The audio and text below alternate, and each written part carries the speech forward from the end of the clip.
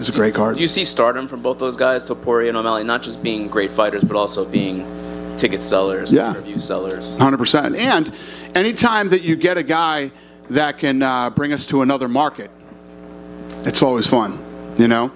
Yeah, if you look, we've been doing this for like 23 years now, never been to Spain. This will be our first time ever putting on a UFC event in Spain. How fun do you think that's going to be? Last thing, what do you got in that cup there? That secret juice? Yeah, no, it's an energy drink. It's a monster. Thanks, Dana. Thank you. Hey, Dana. In 7 UFC fights, Alex Pereira has become a double champion, headlined Madison Square Garden twice, now headlining UFC 300. Like, can you put into perspective just how big this guy is? Yeah, and how fast he did it in such a short amount of time. 2 different weight classes, a guy coming from basically one style and being able to accomplish what he's accomplished here. Obviously, it was super impressive when Izzy did it, and now this guy did it even faster and in 2 different weight classes. You know, that fight's a little while away, but, you know, Jamal coming back from Achilles injury, which is devastating for athletes. Yep. How do you see that fight kind of going down?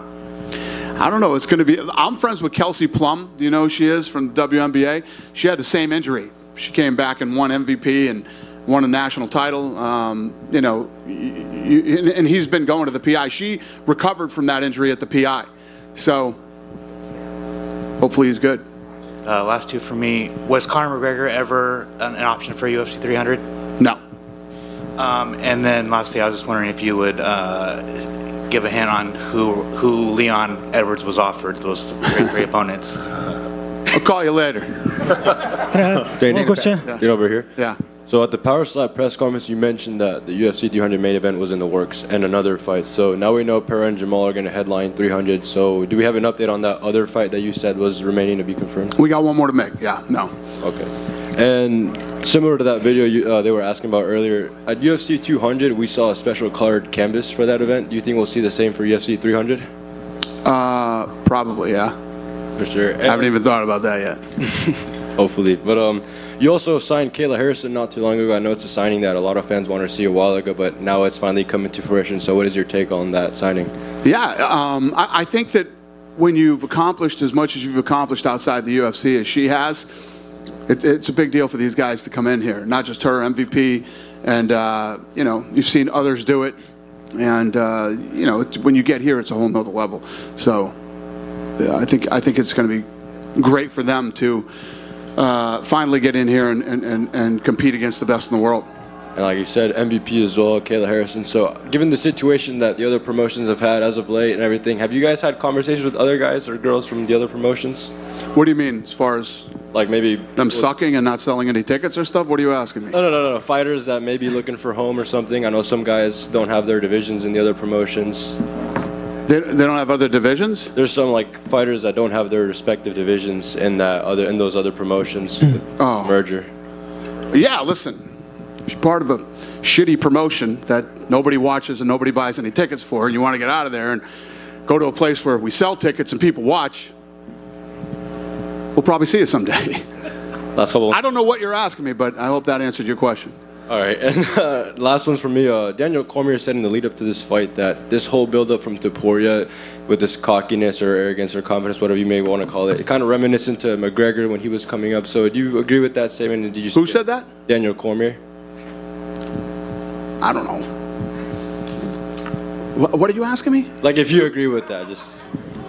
Can I have a question? So, Daniel Cormier said he's cocky and arrogant like Conor.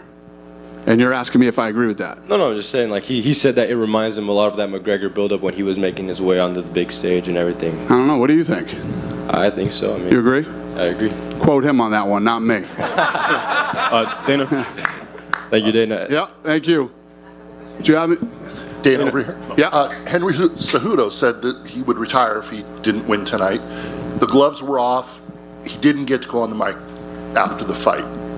What's his status? And that I have no idea. Listen, Merab was in a position where he wouldn't fight his friend. You know how we love that here when you won't do that. So, you know, I haven't been thrilled with Merab I don't like that attitude. You fight everybody, you do whatever. Merab went in there tonight, and he beat the former champion, Henry Cejudo. Henry Cejudo already retired, okay? He did the whole drop the gloves thing. Tonight was Merab's night. Merab went in there, he fought the number 3 guy in the world, former world champion. He won easily, won the fight. Tonight was Merab's night. If he wants to retire again, he could do that here or somewhere else. You don't give the mic to Cejudo tonight. Tonight was Merab's night.